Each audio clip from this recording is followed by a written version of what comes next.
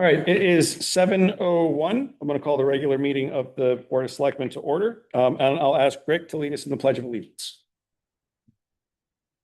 Pledge allegiance to the flag of the United States of America, to the republic for which it stands, one nation, under God, indivisible, with liberty and justice for all.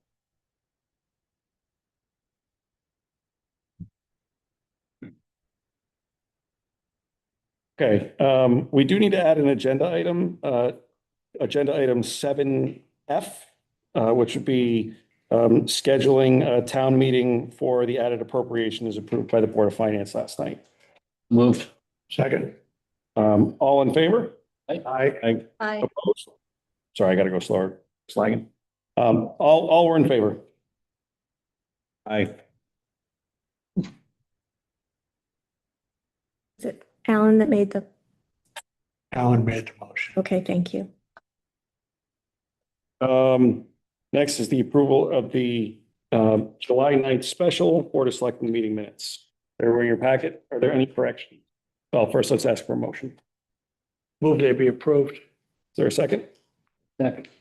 Any corrections? Yeah, it says I was absent, then it goes on to say all the things that I voted on. So we just take the stuff where I was absent out. I did have a question, and that was, why wasn't the Poland Comley engagement letter included in our agenda packet?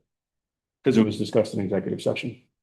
It's public now if anybody wants to take it out, but it wouldn't be attached until it was adopted. Okay. But it's a public And document. kind of where I thought it was gonna go, so. Anything else? that was it. The minutes as corrected, all in favor, please say aye. Aye. Any opposed?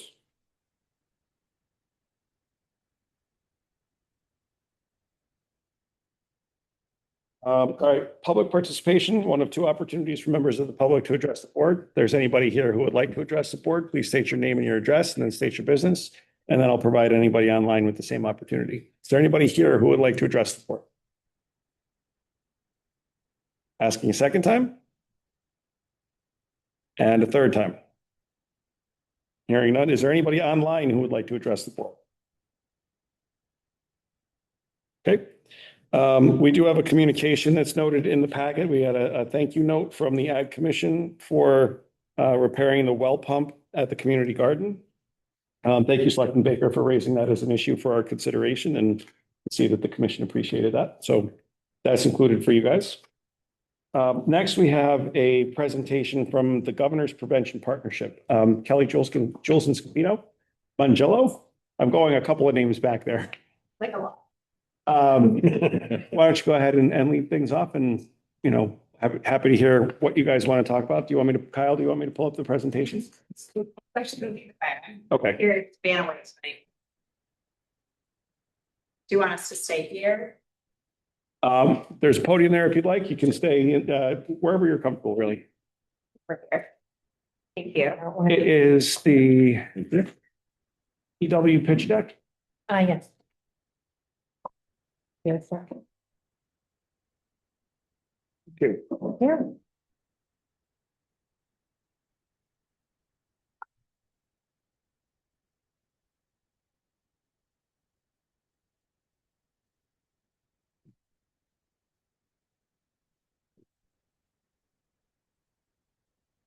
While the first selectman's doing that, I'll just share a little bit about who we are. I'm Kelly Juleskin, the co-president of the Governor's Prevention Partnership. We are a nearly 40-year-old statewide youth substance use prevention organization. We are headquartered in East Hartford, but one of the pieces of our work that we're very excited to talk about tonight that Kyle's going to walk us through is a turnkey approach to opioid prevention in communities across the state. So without further ado, now that we are up online, I will turn it over to my dear colleague, Kyle Lowry. Thank you, and good evening, everyone. My name is Kyle Lowry here with the Governor's Prevention Partnership, and we're very excited to be presenting on our Prevention Starts With You initiative, which, as Kelly mentioned, is a turnkey approach going upstream and integrating substance use prevention into everyday life and our community's culture. Next slide, please. There we go. The challenge we're trying to address today is that people don't often know where to start with substance use prevention. we see that people have unused medication and disposing of that improperly can pose serious risks to our aquatic wildlife and environment, as well as keeping that can have serious risks in terms of misuse, accidental consumption by children or pets, and can be really dangerous. We know that 2 in 3 teens who are misusing prescription medication, they're starting in their own medicine cabinet or that of someone they know. So this is a challenge that we're trying to address. And I'd like to turn it over to Kelly to share a little bit about how specifically this initiative started. Absolutely. So very sadly, you may remember in 2022 in Hartford, there was a fentanyl overdose in the middle school. The young person who died in the middle school, there were also 180 bags of fentanyl that were found on the property. So not only was there a terrible loss of life, but it impacted the whole community. And at the time, everyone turned to how do we get naloxone in more places, or Narcan as it's commonly known. And this is, of course, something that we are very supportive of. But is there opportunity, or was there opportunity to do more upstream as we consider how to prevent substance use? And that is where this project came to be. Prevention Starts With You originally launched with a grant from SAMHSA back in the fall of 2024. And we brought 50,000 pouches, which were drug disposal pouches. This is an at-home drug disposal option. And this one's been open, but hopefully you'll allow me to just show you what you do with this. So you would take your at-home medications. Up to 45 of them can actually be deactivated with this pouch, or 6 ounces of liquid. So you're going to pour it directly in here. There's a carbon packet in the bottom of this. So something similar to if you went to the emergency room and you had ingested something that you shouldn't have, they would give you carbon to help adhere that active property. I'm going to add just basic tap water into this pouch. Sorry, I should have had these cracked a little bit. And you can hear it even begin to sizzle. And so the active process starts here, where the medication itself is actually not just going to be disposed of, it's going to be deactivated. The pouch itself is made of sugarcane. And now from this process, in just a few minutes, that NyQuil that I poured in here will be fully inactive. It'll be rendered irretrievable for any practical purpose, which is what the DEA and the FDA use for testing. I could throw this in the trash, again, made of sugar cane. And even if someone went ahead and ate that active carbon or consumed it in any way, it wouldn't impact them. The same thing that goes with our environment and our wildlife. So we got 50,000 of these out to great homes in Greater Hartford and Greater New Haven. In addition to the pouch itself, which Kyle's going to talk about, it also, our campaign is more than just the pouch. It's all of the things that we can do, the small, simple steps as individuals to really focus on preventing drug use, which include basic things like talking to the young people in your life around the dangers of drugs and alcohol, cleaning out your medicine cabinets. And that is where Prevention Starts With You came to be. I'll turn it back to you, Kyle. Absolutely. Thank you. Next slide, please. Oh, and so this initiative is intended to show that, prevention is something that is starting at the home. Next slide, please. And so how we do this is through what you have in front of you, our drug disposal pouch, our direct mail kit. You'll notice that it is bright, it's colorful. We are not trying to be a scary campaign. We want this to be an uplifting, action-oriented thing. So inside of that kit, you'll see the Deterra drug deactivation pouch, which can dispose of 45 pills or unused medication. But inside the content, you'll see educational materials that direct people on how to have conversations with their children. As we know, children whose parents are talking to them about the risks of drug use are 50% less likely to engage in that behavior. Next slide, please. This is the video slide, isn't it? The video didn't come through. Oh, got it. And so this model works because it brings action to homes.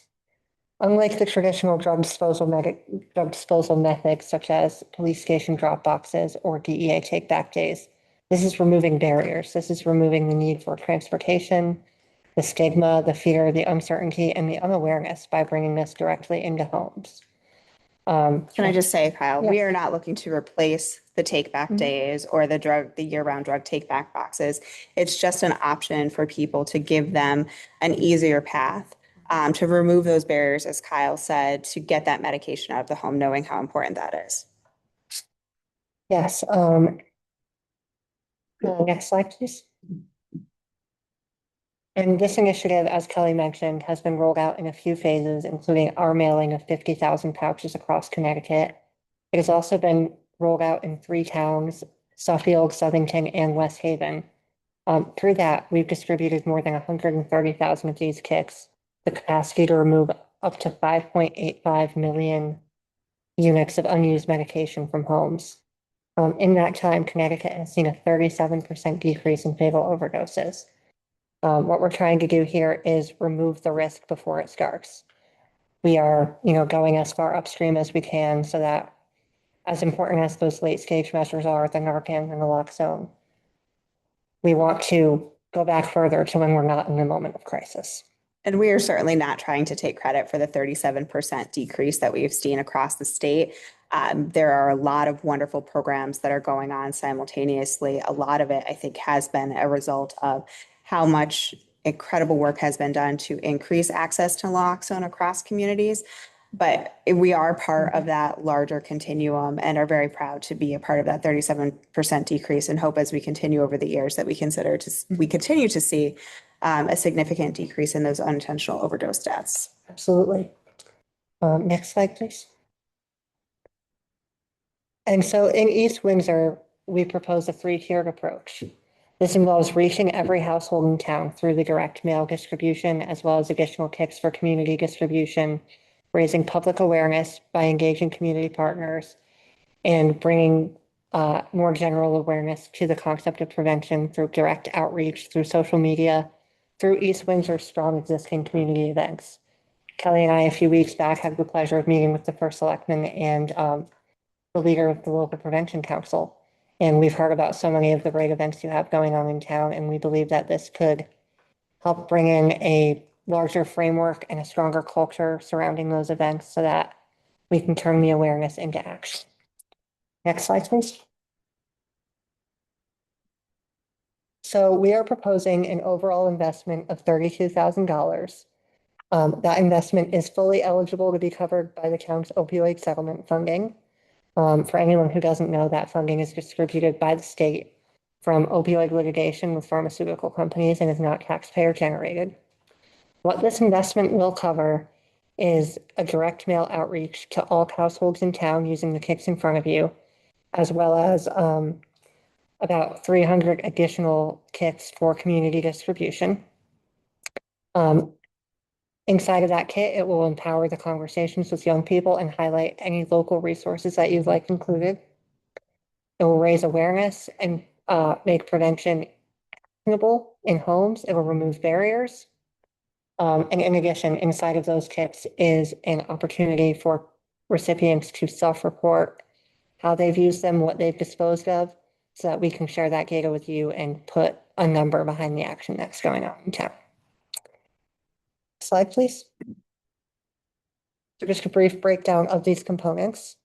The investment will cover 2,800 drug disposal pouches. 2,555 will be direct mailed. That's one for every household in town. And in total, this has the capacity to remove 126,000 pills from circulation. Next slide, please. Empowering conversations. On the screen, you'll see our conversation starters that are linked on our preventionct.org website. You'll notice that these conversation starters aren't intended to sound like an interrogation. They're intended to open a dialogue. Something as simple as, who did you eat lunch with today? The goal here is to see what's going on in your child's life, who they're associating with, what their values are, and, how to build from there. Because again, as we know, those conversations reduce risk by 50%. Next slide, please. And then finally, we have our public awareness campaign. This includes plug and play social media trials, outreach, messaging guidance, and generated media. Next slide. And then you'll see on the screen the reporting and evaluation component, where we share with you exactly how and how many of these pouches have been used by that self-reported data. I will also share that what we found in our data is that through this disposal method, we've seen a higher rate of opioids and other medications with a higher potential for misuse be disposed of than those traditional disposal options. Next slide, please. So once again, we would love to bring prevention to homes in East Windsor. Kelly, have I missed anything before we? I think it's important to underscore what this slide says. Prevention can't start when crisis hits. It is intended to go upstream. We are hoping that by creating an opportunity to make prevention easy, oftentimes I think we as a society are very quick to look at those later stage things. We get that dopamine rush. I joke that I'm also serious that I'm Veruca Salt in every aspect of life, and that includes when I want to dispose of my medication. And so if I don't have an option to do it at home when I'm doing it in the moment, the likelihood of me packing it up in the car and taking it or holding it for 6 months until the next take back day is pretty slim. That by giving people like myself, and I don't think I'm unique in that, an opportunity to do the right thing, I want to be able to do it. And what we also are finding in this is that so often people are not fully realizing the danger of what is in their own medicine cabinet. And as we've begun to have those conversations, people have gone to say, oh, this doesn't apply to me, because they immediately think drugs. That doesn't impact me. But when you break it down and you think about what is in your home, whether it's Tylenol, whether it's pet medication, whether it's, the old oxycodone that you had from your wisdom teeth being removed 8 years ago, people are really like, oh my gosh, can I have not one, but can I have 5? And that's happened over and over again. And I will tell you too, the stories that I've heard of those who have understood that they needed to do something, but have done very well-intentioned the wrong thing to try and dispose of them. There's a story from one of the senior centers that we were at where a woman had just lost her own mother. She was a senior herself, so she was in that sort of sandwich generation. And she had found online the best way that online dictated how to do this. And it was to lay out newspaper, take all of your medication, put them out on the newspaper, take Elmer's glue, run it over the medication, then put dirt on top of it, then roll it up, and then bury it in the ground. When you think of the effort that she went to do the right thing, and that it was so misaligned with, just the risk for the environmental risk, an animal getting into it, even a person, when you consider it, it really is heartbreaking. And so even if we can just start with one, breaking down and reminding people that prevention of substance use is the same way that we treat prevention of cavities. You're not going to buy one toothbrush for your entire life and expect it to work. You're going to keep replenishing it. And it's what we have to do in our medicine cabinets. You have to keep cleaning them out and going through that process and just raising the awareness. I say that we are in some cases solving a problem that people don't even realize they have. So we would love to take any questions and would love to be able to work with the East Windsor community to bring an effort like this forward. Questions or comments? We also have one member who's with us via Zoom, just FYI. So Correct. Thank you. come a question there. Go ahead, Rick. So I'm familiar with your work. My wife worked for a local prevention agency in Enfield. It started out as People for Youth Okay. and then became New Directions. Mm-hmm. When she left New Directions, she went to work for the Governor's Partnership, and she was there for 5 years. When was this? Oh, God, 25 years ago? Okay. Yeah, a few years. This would be before my time. Yeah. Her work then was a lot involved with school systems, Mhm. school family partnerships, all over the state. But I do appreciate the prevention efforts and how important they are for our community, and how it's a hidden problem very often that we don't see because it's not out it's not out where you see it all the time, but it's there. Yeah. And anything we can do to prevent our young people in particular from becoming involved accidentally or otherwise, Mhm. I think is important. So Thank you. that's a really cool thing. Thank you. As somebody who has a whole bunch of prescription medications. We'll make sure we get some more to you. Anybody else? You had said that they'd be delivered to each household. Is there a possibility of also getting like a stash somewhere in the, at the town hall or police department or somewhere for after people use? Because I can see people, that's 45 pills. Maybe somebody has 90 pills or something and they want to get another one. It's a great question. And what we put together, our suggestion was to bring in an additional 300 pouches for community distribution. But if you wanted to adjust that, we certainly could. I'm good. Sounds like a great program. Heather, anything from you? No, I liked the presentation and it does sound like a great program. So is there an agreement that we would need to sign? Yes, Yes. if that's what you wanted to do, we can get you something tomorrow. Well, I don't need it. We meet next on August 6th, so All right. got some time. We just like to deliver. Thank you guys very much. Thank you so much. We appreciate you.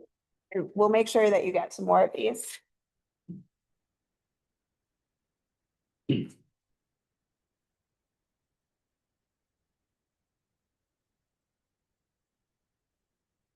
Okay, thank you again, Kelly.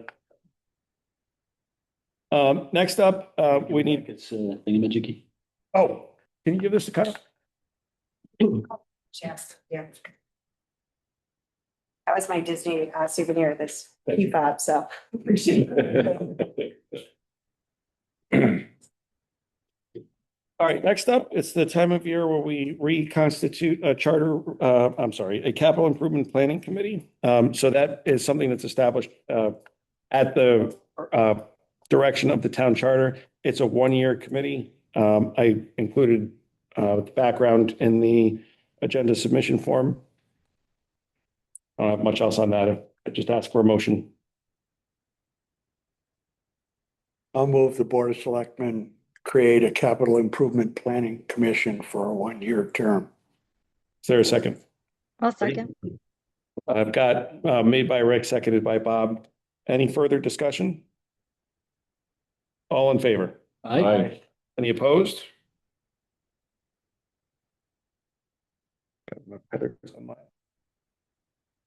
All right, next up is reconstitution of the ad hoc committee for school facilities. We had put this together as to lay the foundation and the prep work to do to revisit the condition of public schools. That commission had an 18-month life cycle, which is the most allowable per charter. That has expired, so we need to reconstitute that ad hoc committee, and this is at the request of the ad hoc committee that I'm bringing this forward.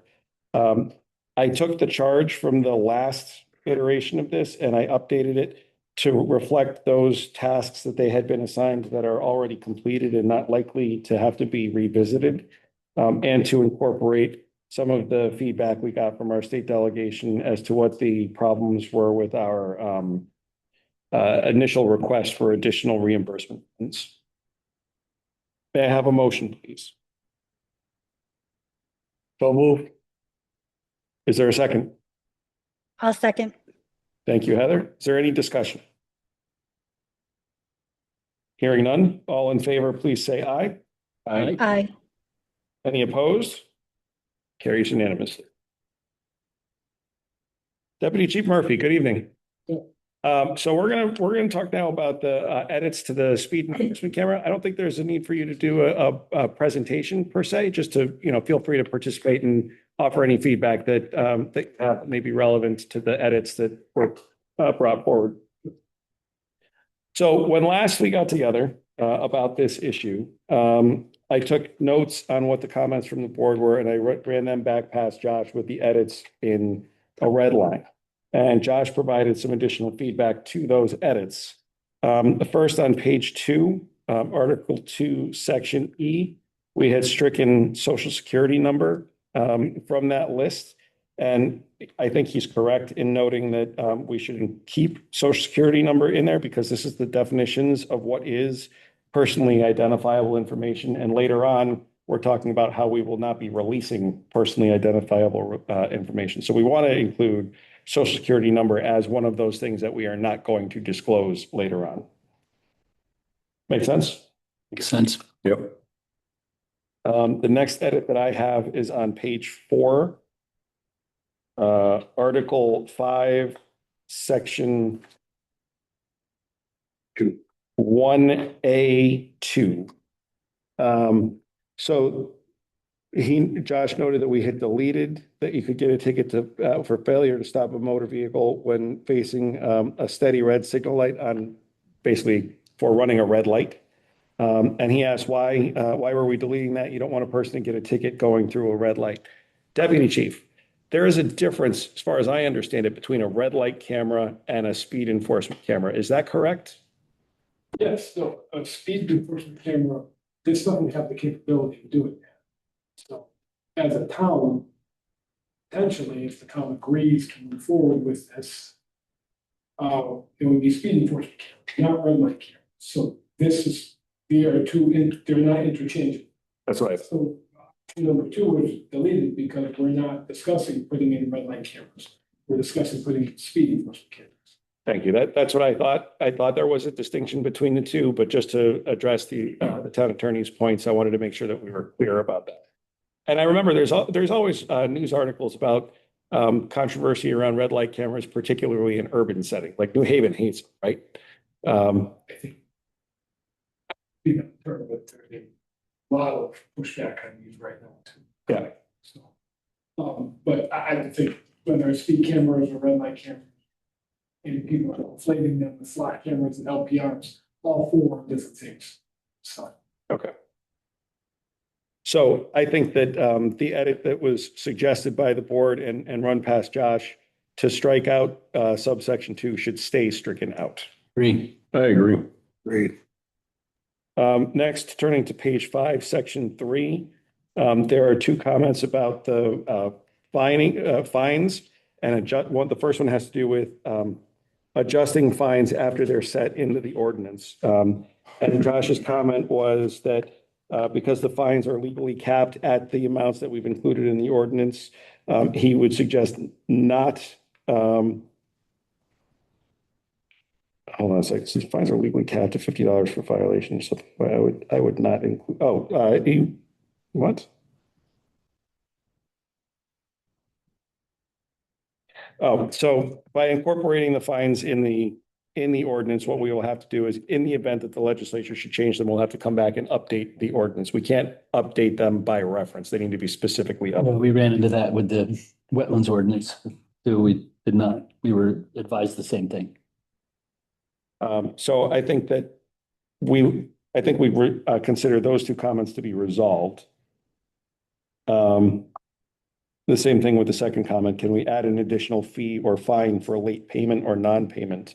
And his comment was because that's not included specifically in the law, not to include that in the ordinance because it seems to be going further than the statute allows. So I think we also consider that to be resolved without the inclusion of a late penalty. Doesn't there need to be something that says the Board of Selectmen shall set? If you're not gonna put it in the ordinance, how does that number get established?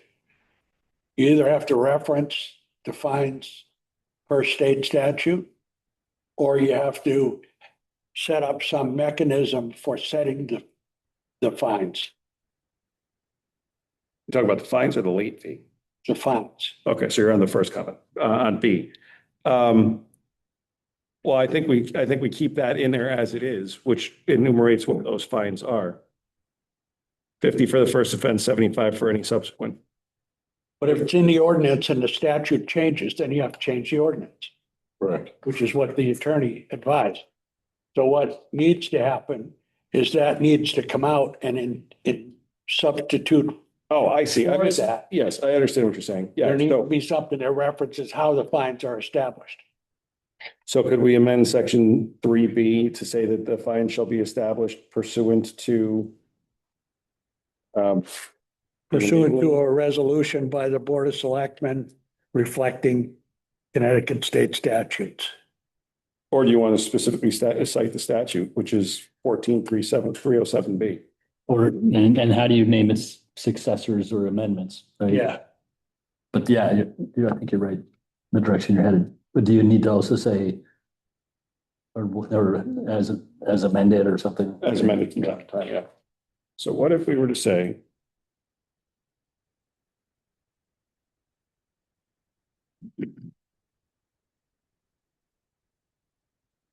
well, I think we'd have to rewrite all of B. fines shall be in accordance with Connecticut general statute. So such and so.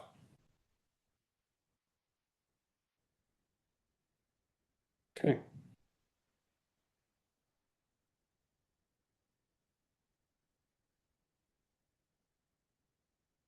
$14.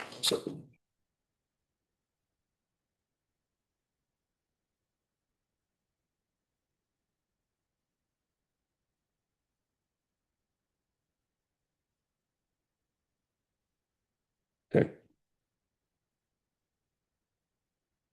All right, so with E. And are you aware of towns that do issue late fees? I haven't. Oh. I'm thinking. It made money, the waters made more work.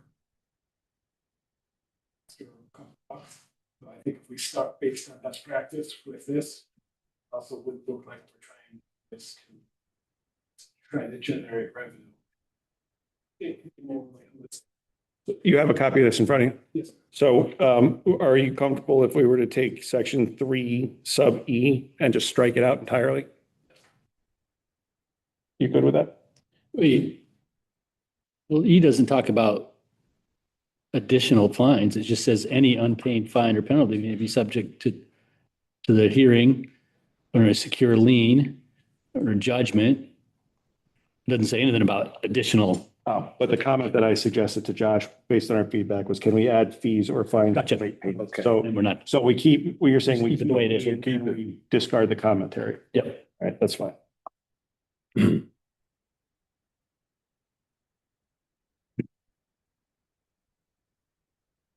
On the next page, page 6, section 6C and D, I think those were inadvertently deleted. Well, it said for section 4, there was a comment about traffic authority or designate. Yeah. That the issues hearing shall be conducted. We don't have to do that as traffic authority. I think I stated a couple of times. I'd rather not have anything to do with that because that is kind of looks like we're a judge, jury, and executioner. I think a third party outside of law enforcement or maybe former law enforcement or public safety officer.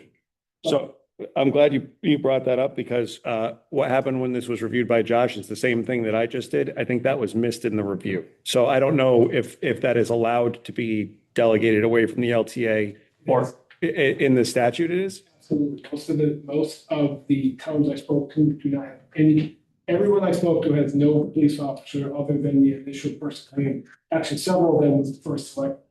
Yeah, that's a bad idea. No, Several had attorneys who were selectmen or councilmen, and they did that, like, at volunteer basis. Others hired people, like, have a law firm who they pay to do it, which I would not recommend because that would cost a lot of money to the town. Whatever the solution is, but I don't think the local traffic authority should be judging whether that's just. No, but the traffic authority could designate who that, I'd like to be Designee involved. I is. think we should be involved in the consultation, who's doing it, but actually like Chief Carl, myself, or the police commission shouldn't be the one hearing about whether we should get something. no, but this allows for you to appoint a Correct. designee. I think they should be appointed by because the person is an employee of the town. It should be hired by like the normal through the first selectman's office. And we can set a policy where we want to know what they think about it and, do a regular hiring process because then that way it's an open and transparent process, and the statute does say it gives a lot of leeway. You can get whoever you want to do it basically, but I think for us, I mean, I don't know how we want to word it, but it should be, since that person does end up being an employee, we need to have a vetting process like we would with anybody else. Yeah, I'm going to flag this as an open item just for clarification on what that ought to look like. Because that was missed when this was reviewed. So good catch. And that means we're going to come back with it another time. I need to jump in for the next section because I know you can open the door. I believe we deleted these because if again, we're doing move forward with it, the cameras only capture license. they don't capture pictures of people. So C and D would never be captured because it's not like a review back body camera where you get a full picture. All you're getting is a license. And we took this out because we thought it reflected the red light camera, right, or the stop sign camera. So we took these out. When we were talking about this before, it's back in there because it is directly out of the statute. So he wanted it back in there. I guess the thing is, it's never going to get tripped up in our situation. Those two defenses are never going to be viable defenses because we don't have red light cameras. So, I mean, if he thinks they need to be in there, that's fine, but they don't need to be in there because we're not doing red light cameras. To me, that's a whole separate thing. We'd come back and do a whole different thing for that, you know? So keep it or dump it. I think it's fine to keep it because it'll just never be a viable defense. Like he says, it's only a picture of the license plate. These only would apply if it was a red light camera or a stop sign camera, right? Where, you know, the right. officer was like, all right, go through, don't worry about it. Or you had to, get out of the way quick because a fire truck was coming through. Right? Right, because of the observable unrecorded images, that can't trigger, so it's not gonna be a defense, but at least we're codifying what the law is. Yeah, I mean, I'm fine with, I think it's maybe confusing for people because it'll never be in use for us because we're not doing those cameras, but But it is verbatim out of the law too. right. So, All right. And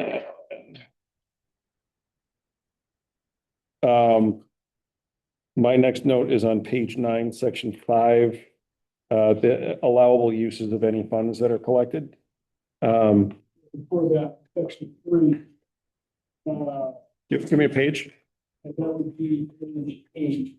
Like 30 days to 1 year, and we needed that for paid offenders. Yeah. Yeah, but I thought last time we had agreed on the 1-year term. Sure, so somebody adjusted, so we're good on that. yeah, That's my adjustment off of the previous iteration. All right, so allowable uses.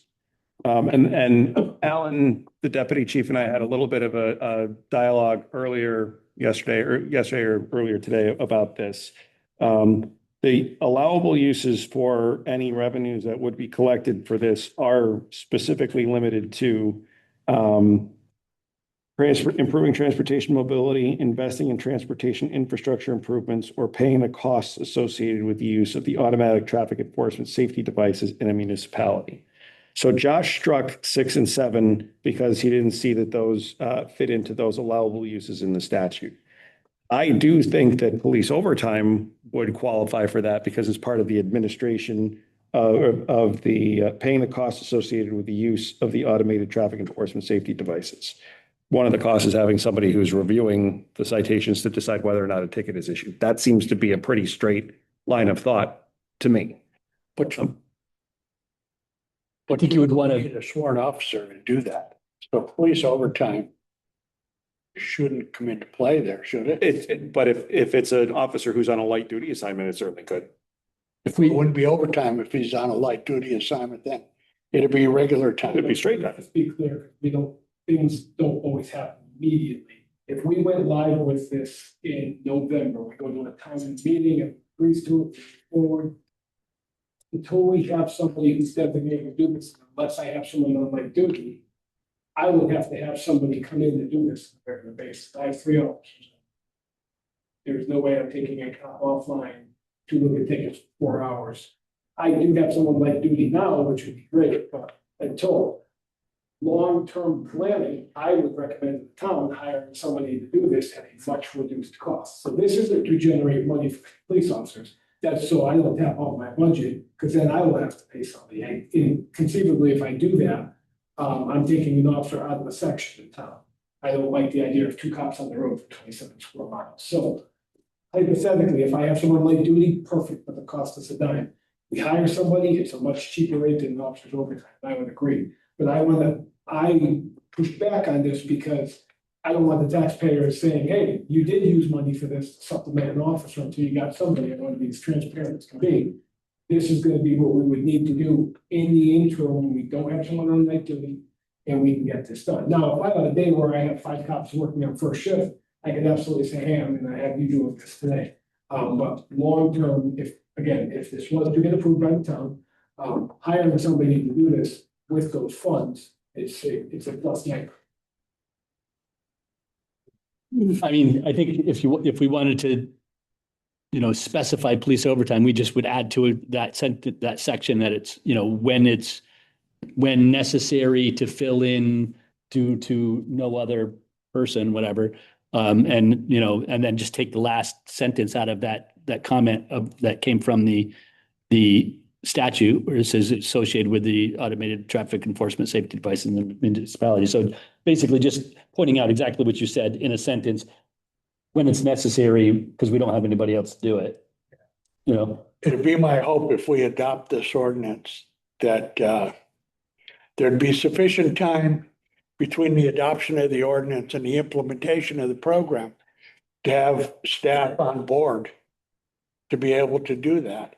Oh, yeah, yeah. But if if that person, like say we hired somebody, and then that person decided to move to Florida and all of a sudden we were in a jam, need somebody and it was going to incur overtime, we'd want that covered. Or we could have the first selectman do it. Jerry Smith, the first selectman of Beacon Falls, is tasked with doing this, and it is what he is doing 1 full day a week. They had 5,600 citations the first month they were in operation, and then they're down to like 2,300 a month now. So it's leveled out, but even still, that's a tremendous amount of work for who is in fact a part-time first selectman. So it raises a question. How long does that initial peak last? Is it for a year? Is it for 6 months that you really have to? Well, I think the long-term ones have been Beacon Falls, Washington, Middletown. They're approaching a year or so. Middletown is still slim. I mean, they are continually still seeing people speeding. Not speeding so much, repeat offenders, but people coming through. So that's a much more, popular area than, let's say, Beacon Falls. But let's take Beacon Falls experience and let's assume that our experience will be similar, maybe different scale, but they went from 5,600 to 2,300. Over what period of time? What I'm suggesting is that maybe you hire a temp in the initial period.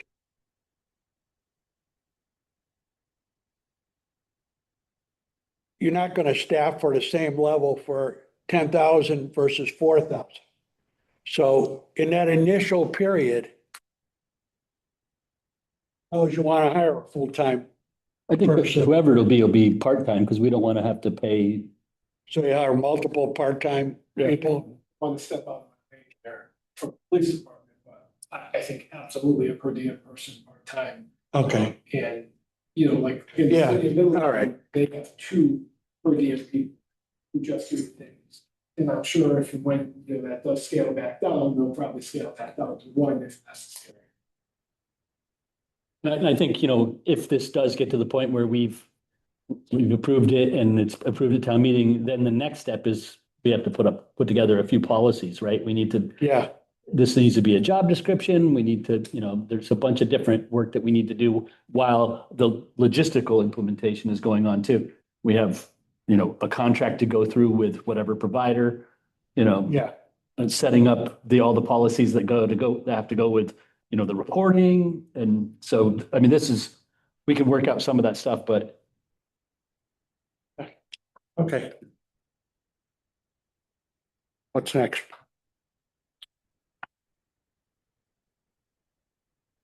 Ben, we had talked about, I think it was in a phone call. We had talked about the driver education piece. That's not allowable under the statute, but there's something with the.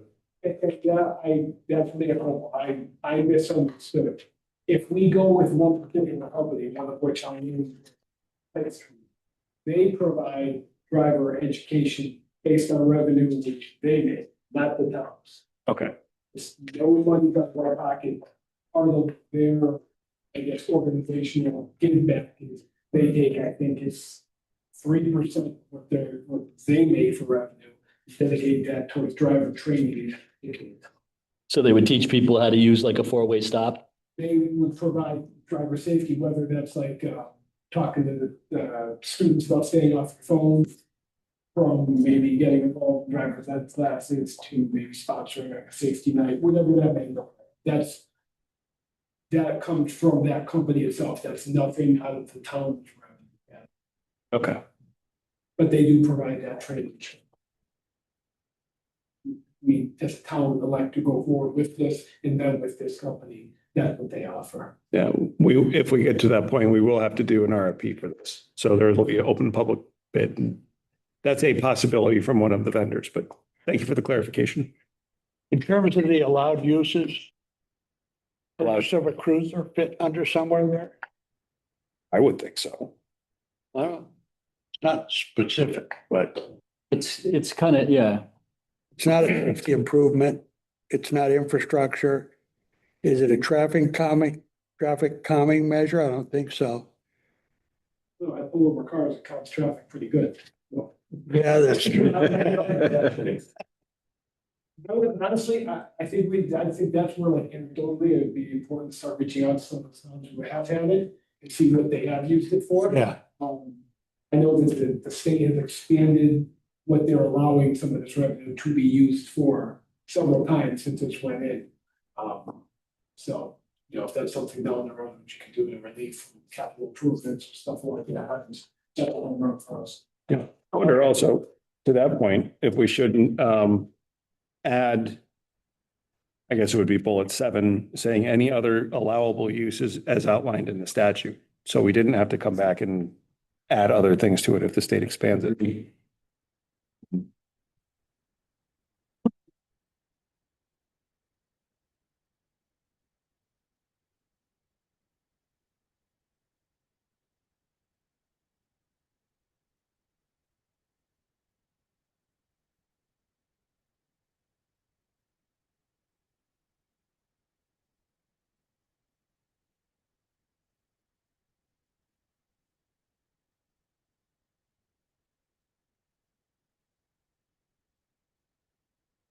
That's it. All right, a couple other things to follow up on that, and then I'll be able to bring it back. So expect us to come back again on August 6th, hopefully for the final iteration.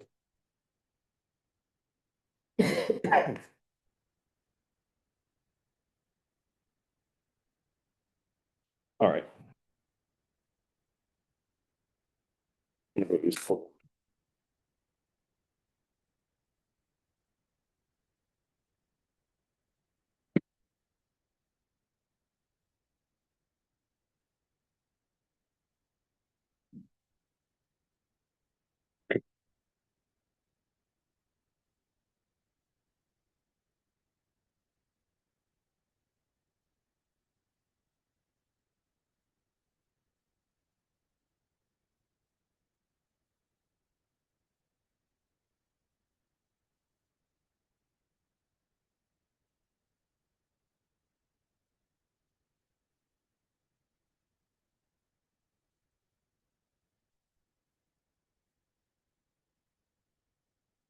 All right. So I want to talk a little bit about the property tax system in Connecticut, and some of the recent experiences that we've had in East Windsor.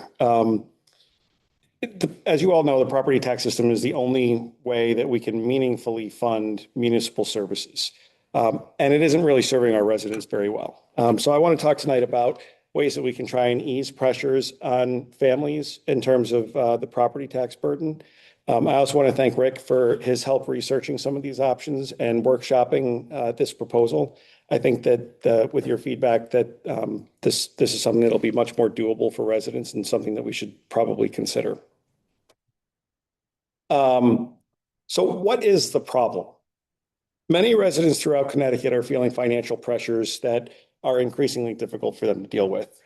Everyone is familiar with the increases that people are feeling from tariffs and gas prices and inflationary pressures on things like groceries or out of control electricity costs. And at the same time, we're also seeing extreme increases in the value of homes. which in a system where property taxes are so critical to local governments, that means that taxes are increasingly an issue for people. So for many homeowners, it's getting harder and harder to make ends meet. That affordability problem is further compounded by the state's property tax system. In Connecticut, municipalities are required to conduct property revaluations every 5 years.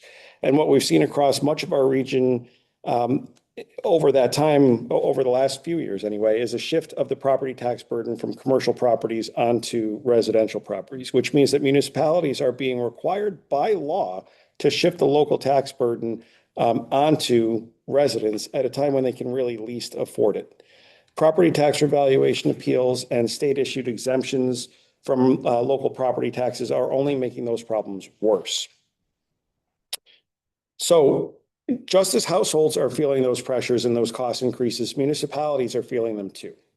In the last budget, the town has had to fund significantly increased costs driven by fuel costs, electricity costs, trash removal, health insurance, and utility increases. We're also feeling cost increase pressures, and the only means that we have as a local government to generate the revenue to support the town's budget needs is through the property tax system. So what can we do about it? As it turns out, there is a new tool that is in state statute that we can use to lessen the strain on our residents. Connecticut General Statute 12-8100 was passed 2 years ago, and it gives municipalities the option of exempting between 5% and 35% of owner-occupied assessments. It requires only a simple majority vote of the local legislative body, or in our case, the Board of Selectmen. That option could provide significant tax relief to our constituents as soon as next year. Alternatively, the legislature amended 12-8100, which again is only a 2-year-old statute, to allow for a straight dollar exemption of up to $50,000 off of owner-occupied property assessments. But that option is not available to us for 2 more years. It doesn't hit the books until October 1st of 27, which means it's not available for taxpayers until July of 2028. In the first instance, the exemption by percentage, we can establish a residential property tax exemption at a rate that we select, again, between that 5 to 35% threshold. And that can take effect as early as the next tax cycle, which is next July.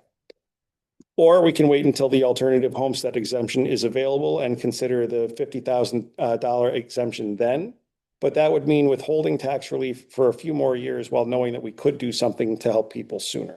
I favor offering the local tax relief option as soon as possible, which would mean to use the existing operative statute, which is the percentage exemption. But before coming to that conclusion and before coming to the board with a recommendation, I wanted some additional information. So it seems like a town would need to have the right balance of residential property to commercial property for this to make sense, and also to have a suitable percentage of owner-occupied housing. And the reason for the owner-occupied piece is because the statute is specific to residential owner-occupied properties that are eligible for the exemption.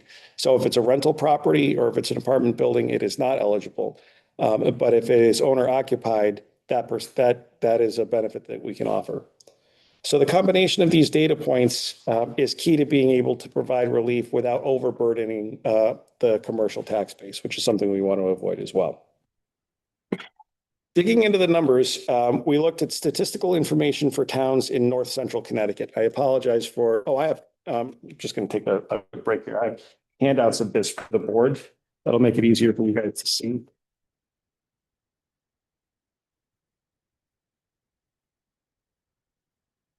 Follow along.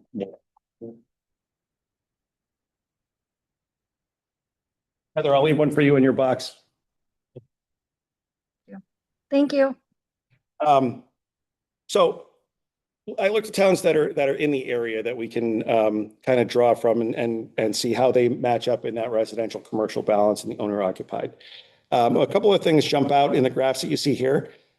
First, it would look to me like Enfield, East Windsor, Windsor Locks, and Windsor, with their larger commercial tax bases, would be better suited to constitute this option.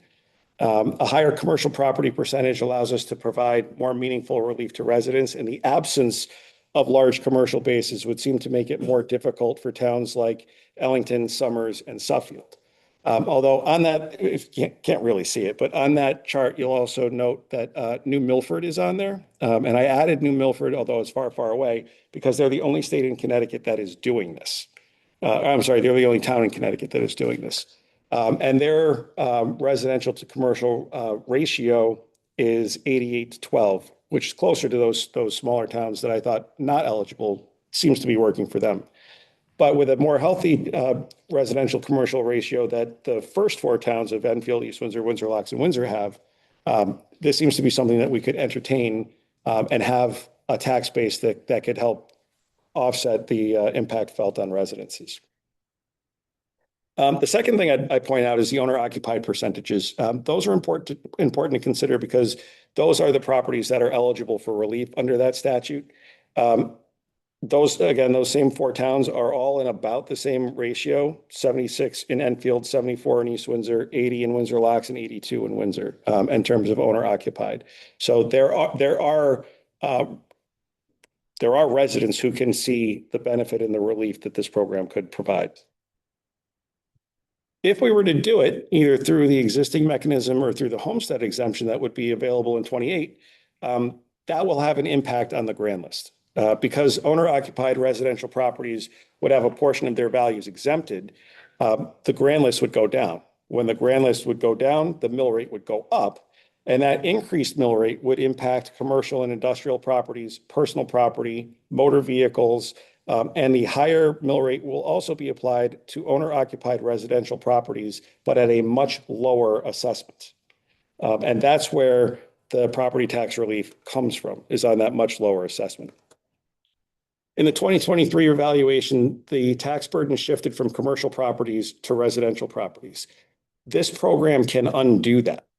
And that means that we can rebalance the tax burden off of homeowners without affecting the budget or without affecting town services.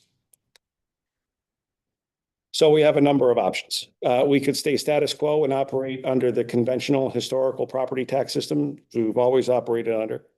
We could take advantage of 128100 as currently enacted and provide tax relief as soon as we can. We could implement the current law at a rate that will emulate a $50,000 exemption on the average home, which effectively would jumpstart the homestead exemption that's going to take effect in 2 years. Or we could hold steady at status quo and wait for that 2 years trigger to come into place and then look at the dollar assessment exemption then. I strongly favor the second option, which is to implement a percentage exemption as soon as possible. But in coming to that decision, staff looked at the impact of the program on smaller, mid-sized, and larger homes, as well as smaller, mid-sized, and larger businesses. When shifting the tax burden, somebody still has to pay, and it was important to understand what that impact would be. So we're going to talk about that now.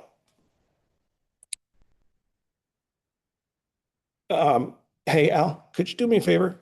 Grab the mouse and drop the closed captioning to the bottom portion because I need people to be able to see the numbers. Thank you. No, we still need to have it, but that's good. All right, so shown here are the assessed values of those smaller, of a smaller home, a mid-market home, and an upper market home in East Windsor. Assessments are 70% of the fair market value as of the time of the last property revaluation. The second row down, the first gray row that you see there, that is the current tax obligation for each home under our current budget and under our current mill rate. So that's baseline. The third row down shows what the new tax obligation and the savings would be for each of the example homes. The projection uses the same current operating budget, and which would mean that we would have to use a mill rate of 27.79 mils. This is what would happen if we implemented a 10% exemption on owner-occupied residential property. The fourth row shows the same and assumes a mill rate of 28.95 and an exemption rate of 20%. And the bottom row shows a 30% exemption and a mill rate of 30.03 mils. These three homes, a small home, a mid-sized home, and an upper market home, would see savings of between $366 per year and $2,260 per year, depending on the home. Both of those numbers are significant. It's also important to note that the increased mill rate will increase taxes owed on motor vehicles. So for those same three houses that were used in the example on the previous slide, the new mill rates were applied to the vehicles that are actually registered at those addresses. So we could see what the implication would be for those example addresses. The smaller home would see a car tax increase of between $38 and $113, and the larger home would see a car tax increase of between $41 and $120. When the net impact of the exemption program is calculated, all three homes used in the example, homeowners, taxpayers, all three of them would see savings between $330 and $2,140. This is a very small slide on the screen, but if you guys have it in front of you, and this is an important piece of information to look at. In every example, property taxes could be lowered on residential properties below where they were prior to revaluation in 2023. Below where they were in 2023. Highlighted in yellow, which you guys can see, but the folks trying to read the screen probably can't.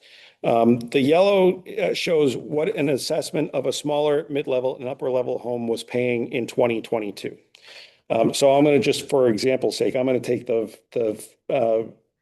1, 2, 3, 4, fifth one from the bottom with an assessment of 208,420. Actually, I'm going to go two above that with an assessment of 285,300. That home is worth $407,000. In 2022, they paid in taxes $9,780 according to their assessment then and the mill rate at the time.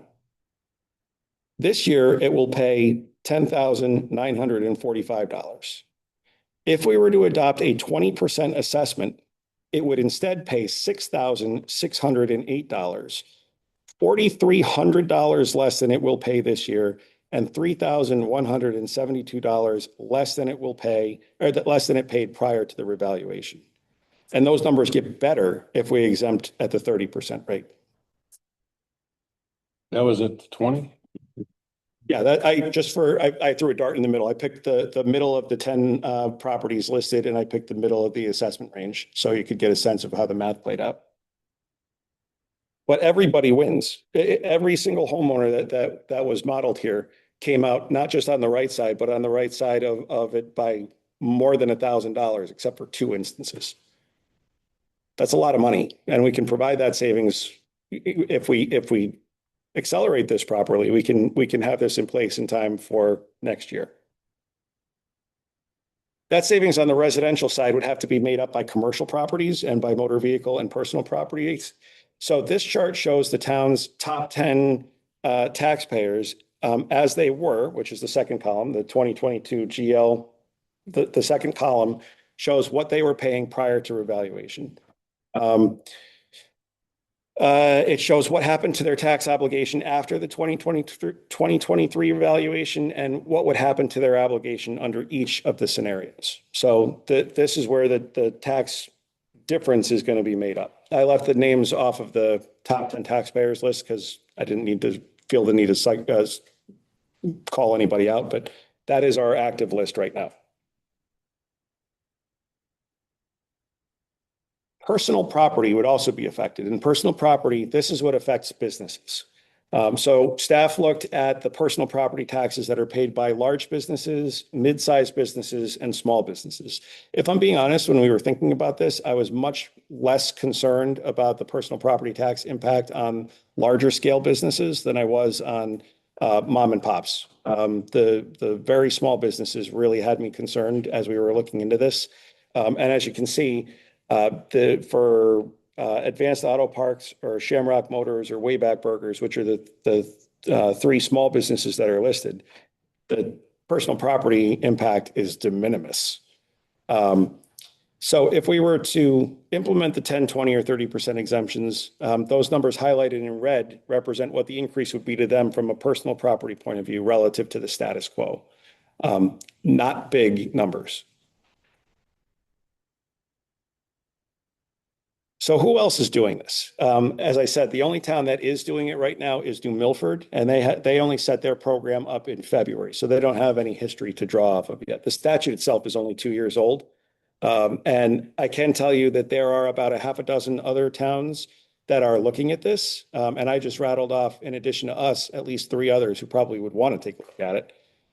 Windsor Locks, Windsor, and Enfield. So there's not a lot of people ahead of us here, but I think this is still something to consider and to think about. And there are still a bunch of unanswered questions. We'd need to develop an application process. We would also need to establish guardrails against fraud. Because this is an owner-occupied benefit, we would need to make sure that the benefit is actually going to residences that are owner-occupied. We'd need to clearly and consistently explain to people what's happening and how they need to enroll, because they would need to enroll in this program. It's not an opt-out, it's an opt-in. And we would also need to explain what the pros and cons to the town and to them are for having the program, participating in the program, or deciding not to participate in the program. And we need to decide on what percentage is most appropriate to implement for our community. Again, we have the leeway of going between 5 and 35%, and I modeled out 10, 20, and 30, but we can do anywhere within that range that we deem appropriate. We can get this done and we can provide relief, but we don't have a lot of time to do it. Because this is an exemption on the residential real property assessments, it's tied to the grand list. And that means the grand list needs to be filed by the end of January, which means it needs to be completed and sent to the printer by the end of December. And then you need to work backwards from there and have a review period when applications would be confirmed to make sure that they're eligible. You'd need to have an application period of time where people can actually submit their applications prior to them being reviewed. And you need to do some public education around this to explain to people that this is something that you should and you should take advantage of, and you must do this yourself. That education piece will take some time too. So really, I think if we want to move forward with this, we five need to decide to do that really by about Labor Day in order to have enough time in order for those other aspects of the piece to puzzle to come into play. Again, I think this is something that we ought to consider. I think that we can do it. I think that that gives us 3 meetings as a group to work this out. I think we can get that done. And I think that it would immediately impact people in a meaningful way. So I'm going to leave it there. I want to make sure that we have questions from the board, comments from the board, other homework you want me to do between now and the 6th, because I really want to try and hit the ground running here and incorporate any of your comments, questions, concerns, constructive criticisms that we can, so that we can try and get this in place. So with that, what do you guys think? I'm all in. Jay, I've got a couple questions. Yeah, go ahead. So, you had one of the options was what the new homestead is going to be, which you said was 50,000 off of everybody's assessment. Is that how it was worded? Got the same administrative problems that the opt-in under the current system would have.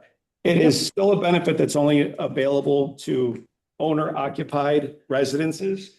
So even with the 50,000, there still needs to be some sort of a confirmation process to determine that it is truly owner-occupied and not a rental.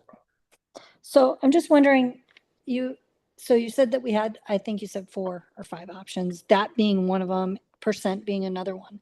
So if we were to go ahead with doing this, likelihood would be once that kicks in 2 years, we'd have that option. That would be the only option, correct? No. That's We the would way the still be statute able was to written. The new language that comes into effect, 10/1/27 for a 7/1/28 implementation date is in addition to the existing legislation. You can do either or, but you cannot do both. Okay, because I was just thinking about the fact that we have the reval coming up, and just in my head, I can't see math-wise how that would work out, pros or cons. I was thinking about that. I am concerned about businesses. I do think, I mean, when you look at the spreadsheet that you had there, it looks like the smaller businesses will not be affected as much as thought. Bigger businesses are. I am concerned about them. They are big revenue sources for us.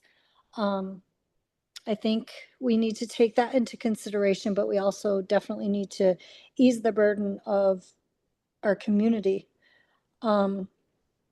So, I mean, I think it's a good option to go, but I think we're gonna get some kickback. Other concern I have is, would they have a right to be able to come forward and obviously end up in court the larger they are because of this? I mean, or do you think that we'll have more court action because of it? Well, the 46 cases that we had after the last revaluation, correct me if I'm wrong, Helen, but they can't go back because they've agreed on the assessment value, right? That's only good to the next revale. Right. But we're not adjusting commercial assessment values. We're only, the statute only allows for that to happen on owner occupied residential real property. So theirs are untouched, so they don't have, well, I mean, they can try, I guess, but they don't really have that much of a leg to stand on in terms of an appeal, because their value isn't changing. Right, doesn't I think change I'm just Go ahead. thinking that their actual, how much they're gonna have to pay is gonna be changing because their rate's they're gonna have to take on the burden of this, correct? So how Yeah, does so- that look? Does that expose us to more, I guess? They can't appeal a mill rate. Yeah, you can't Right. appeal a mill rate. At that point, they'd be suing because they don't like their tax bill, not because they don't like the value assigned to their property. I think that's a Okay. pretty weak case. I'm just thinking about it.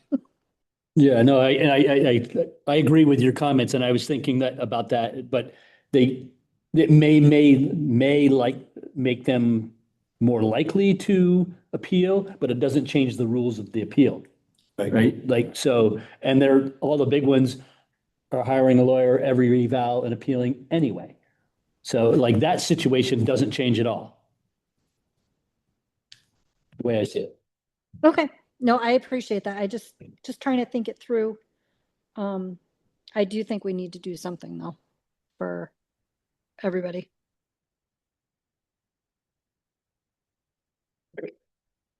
I think the system by which we fund municipalities in the state of Connecticut is really screwed up. And I go back to when I was an elected official in another town. And I remember a revaluation that saw, as we did here, but in a even more pronounced, a shift between the burden on residential and commercial properties, which seems to happen in a regular cycle. And all that this does, I think, is restore some balance to what was and what should be. And it can be used, I think, to prevent the kind of shocks that occasionally occur when you have huge spikes in residential property values and commercial value that remains relatively stagnant or sometimes even declines. So I like the approach. I've never been happy with the jumping around that every 5-year valuations can occasionally do it. When I first encountered this, it was every 10 years and the shift was even greater.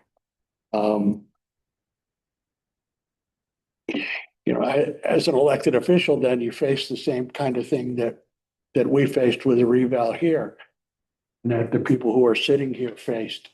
And that you're trying to do the best for the town in an unstable environment. And this can provide some stability. I also think that over time, if the shifts change from reval to reval, that you might be able to do some adjusting. If you're using the percentage, you might be able to do some adjusting so that you don't have a big spike again. So I like the approach. I think Jason and I talked about this quite a while ago, and I commend both Jason and the staff members that worked on this. There's a lot of effort that went into putting together this presentation, and covers a lot of bases, and I thank you. It provides a lot of information.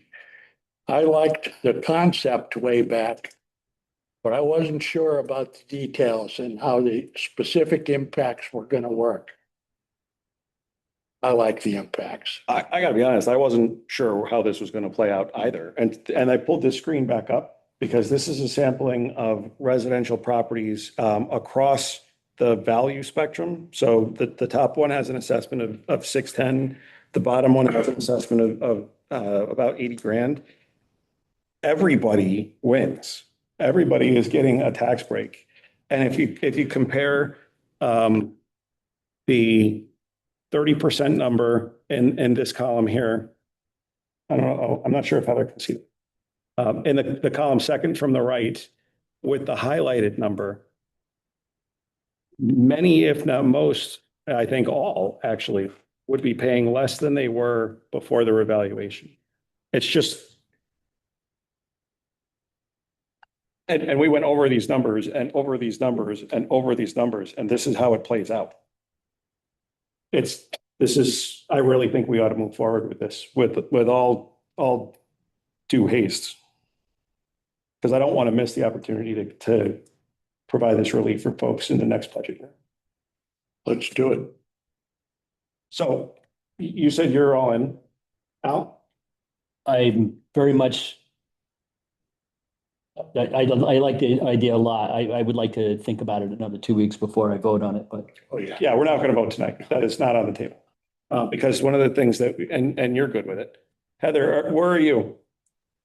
I think this is something we definitely need to consider. I'm glad that Alan said that about waiting the 2 weeks, because I do want to look at this a little bit Yeah, more. I'm not even prepared for you guys to vote on this yet, because I Okay. don't know what this is. What I would like now to talk about is if we're going to move forward with something. I would like to do the percentage assessment because it's available and I think we can stand that up. But one of the things that we need to discuss is where are we between 5% and 35%? If you want additional information in that space, we can do more modeling around what the commercial impact is. If you want to just say, we're going to go whole hog and do the whole 35%, we can show what that looks like. If you want to do something more incremental, but we're at the stage now where I need feedback from the board as to what you want to see that you would need to know for your decision-making processes. Once we say we went ahead and went forward with it and went with a percentage and enacted it, can we change that percentage Every year. in the out years? Yeah. Every year. So it's adjustable. Yep. And it's adjustable by the Board of Selectmen. I can tell you, my property in Maine, it's a unique place because there's a lot of multi-million-dollar homes and a lot of smaller homes. And Maine has a homestead exemption also. And without the homestead exemption, I wouldn't be able to afford my property there. Well, actually, mine I could, but a home is a whole entirely different thing for everybody out there that lives there. So makes a big difference. So I modeled out 10, 20, and 30 just to see what happened. There's no recommendation there, but I wanted to see how the equation moved the scale. What do you guys want us to actually put together? I think we have enough information to be able to review it and digest it over the next 2 weeks. I find it sufficient. I don't know if Alan, you need some more I'd information. like to see more granular, like 15 and 25. Okay. Okay. Yeah, I would like that too.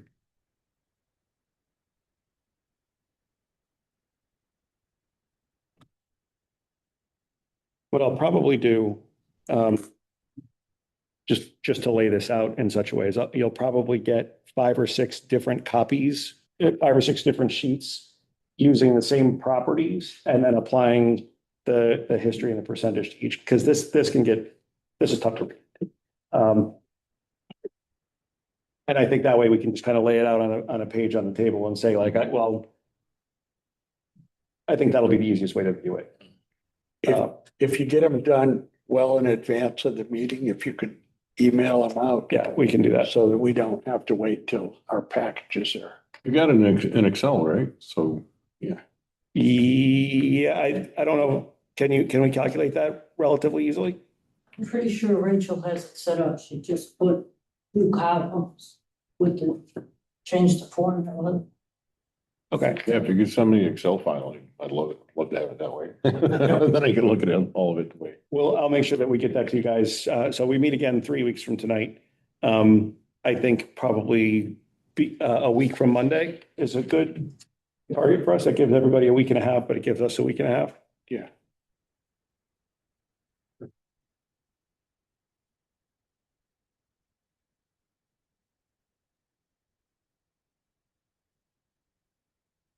Okay. Any other questions, comments, observations?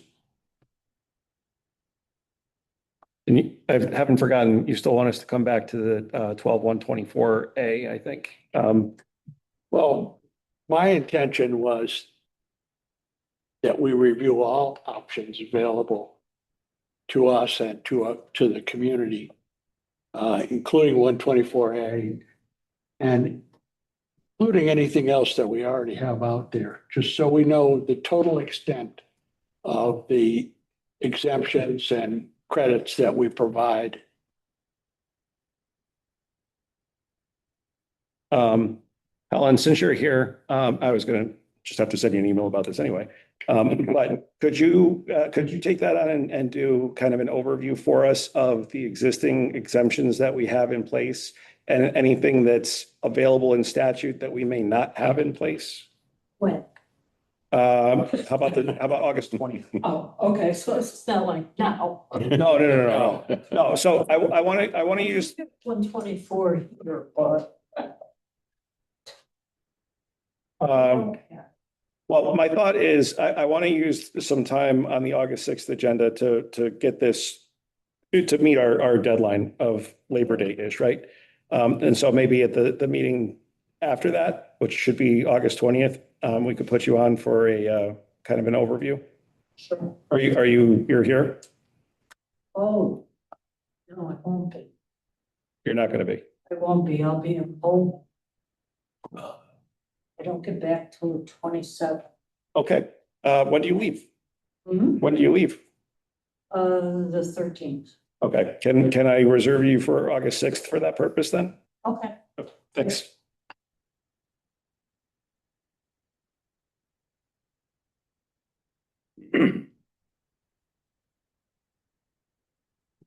Anything else on this topic? All right. Again, I appreciate your collaboration on this very Thanks for much. your attention.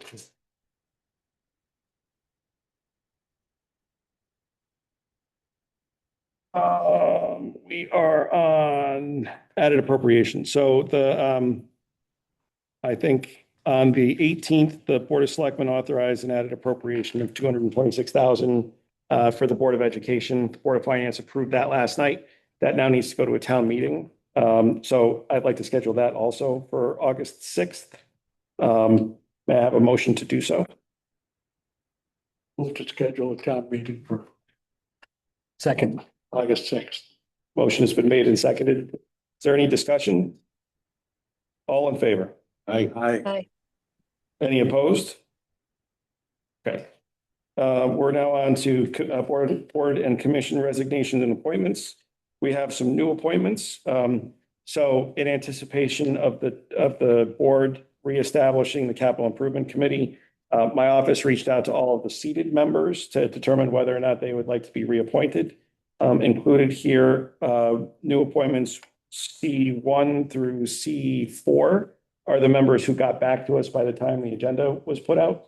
That doesn't mean that anybody who's not on there isn't. We just haven't heard back from them yet, and we're not going to reappoint somebody without their saying they want to do it. So I'd ask for a motion to reappoint, or to approve the appointments, 8C1 through 8C4 as presented.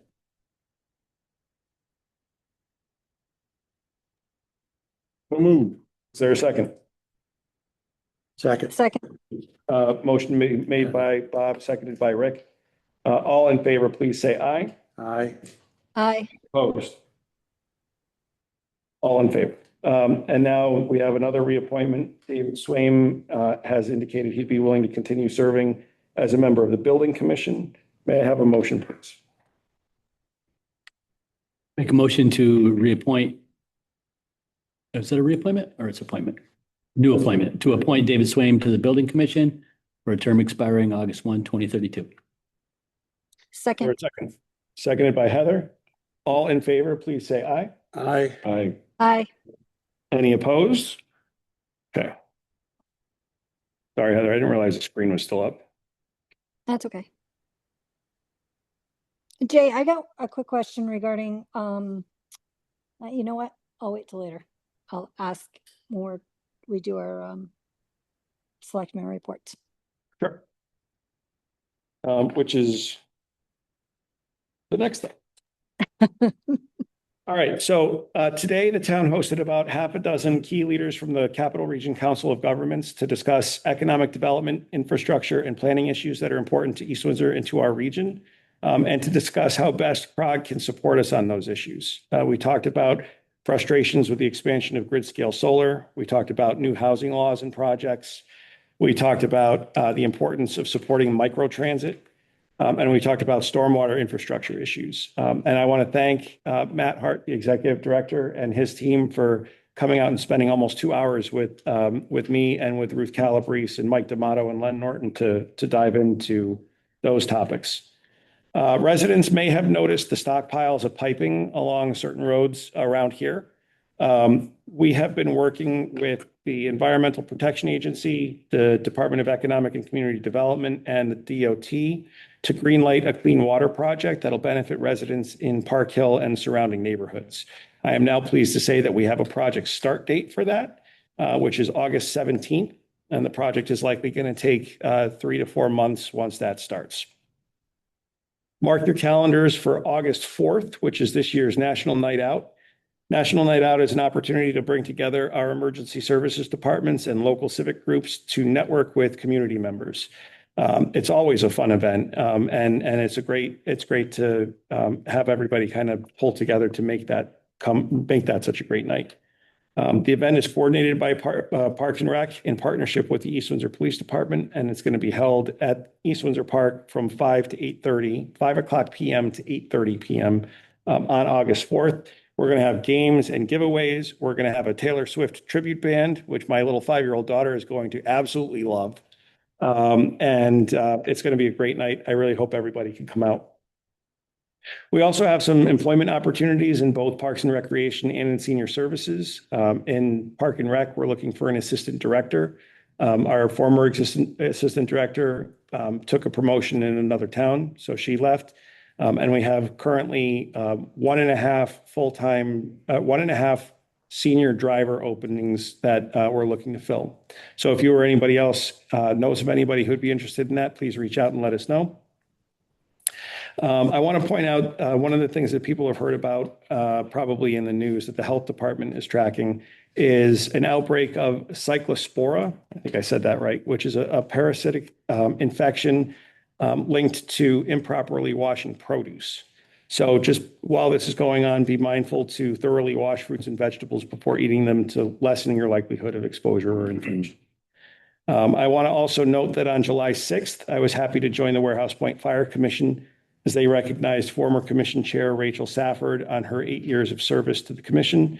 Rachel stepping off to spend more time with her little girl, and I was very happy to be there to wish her well and thank her for her service. That's all I have. Rick? Nothing tonight. Okay. Heather? I've been away, but I did want to ask, when do we think we're going to have the SIP? Because I know we met and we did the designation of funding. So I just was curious when that's going to be on our agenda.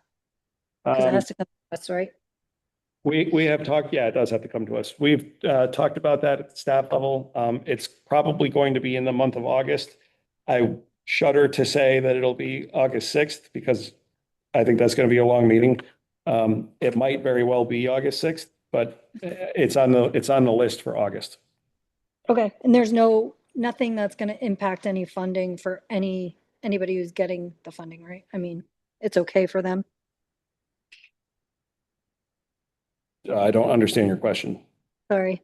I mean, like the money that's being put towards funding something, it's not a current impact on anybody funding wise, right? They don't need it right away. It's okay to wait. I don't believe that there is, but we Okay. also, I mean, it's gone into August, the last couple of years, so it doesn't Okay. seem an impact.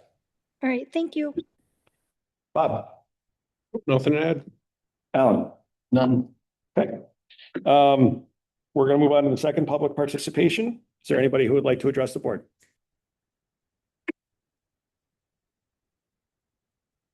Is there anybody left online? Is there anybody online who would like to address the board?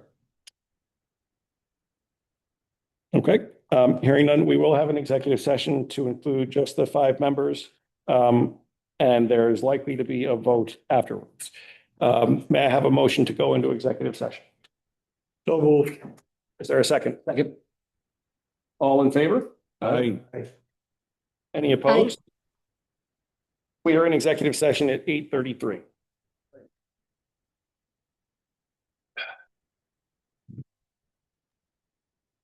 We'll call the meeting of the Board of Selectmen back into order at whatever time that is. 8:44. 8:44. Motion is in, executive session was held, no votes or decisions were made. A motion is in order now to appoint attorney. Gonna add the agenda item. Motion is in order to add an agenda item 7G. So moved. Second. Moved and seconded. Is there any discussion? If not, those in favor say aye. Aye. Opposed? Adopted. Item 7G is appointment of attorney Randy DeBella as special counsel. Motion is in order. Make a motion to appoint special counsel Randy DeBella to represent the town as legal counsel in the East Windsor Ethics Commission. Is there a second? Second. Any discussion? Hearing none, those in favor signify by saying aye. Aye. Aye. Motion is approved. Next item on the agenda is adjournment. Chair will entertain a motion. Move to adjourn. Second. Moved and seconded. Those in favor signify by saying aye. Aye. Meeting is adjourned. Thank you. Yeah. Yes. See you guys. See ya. Enjoy the rest of your vacation. Thank Great you. vacation.